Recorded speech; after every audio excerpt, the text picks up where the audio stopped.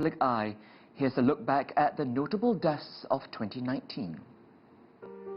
He was a towering figure of French politics.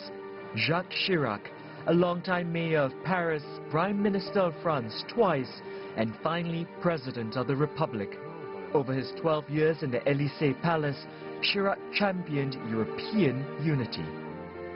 Resistance fighter, black nationalist, president, authoritarian. Zimbabwe's Robert Mugabe was called many things. During his 30 years as president, he improved education and healthcare for his people, but also presided over his country's economic ruin, both legacies that live on.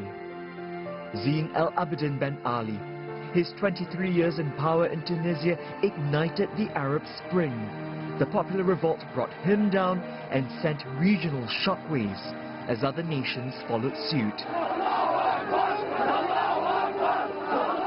One leader who came into office during this turbulent period, Mohamed Morsi, Egypt's first democratically elected president, lasted only a year in office. And then there were the voices of change. Kim Bok-dong was forced to work as a sex slave for the Japanese during World War II. The South Korean spent the latter part of her life as an icon for the so-called comfort women, demanding a formal apology from Japan that never came. Ethiopian women's rights activist Bogalech Gabriel fought to end female genital mutilation, while Marca Bristow was an instrumental advocate for US laws that enshrined the rights of people with disabilities. The genius of Chinese-American architect I.M. Pei gave the world some of its most recognizable structures: the pyramid entrance of the Louvre in Paris, the Bank of China offices in Hong Kong and Beijing. And from Argentine-American architect Cesar Pelli, skyscrapers, including New York's World Financial Center and the Petronas Twin Towers in Kuala Lumpur.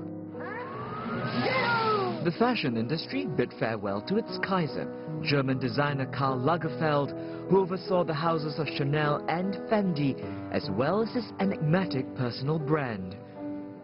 Style and extravagance, also a trademark of Italian director Franco Zeffirelli, renowned for his lavish opera productions and film adaptations of Shakespeare. Her talent was once in a generation. Doris Day starred in nearly 40 films, singing and charming her way into history as the golden age of Hollywood came to its end. Cuban prima ballerina Alicia Alonso was a tour de force each time she graced the stage. She danced partially blind and led the Cuban national ballet she founded for over 7 decades.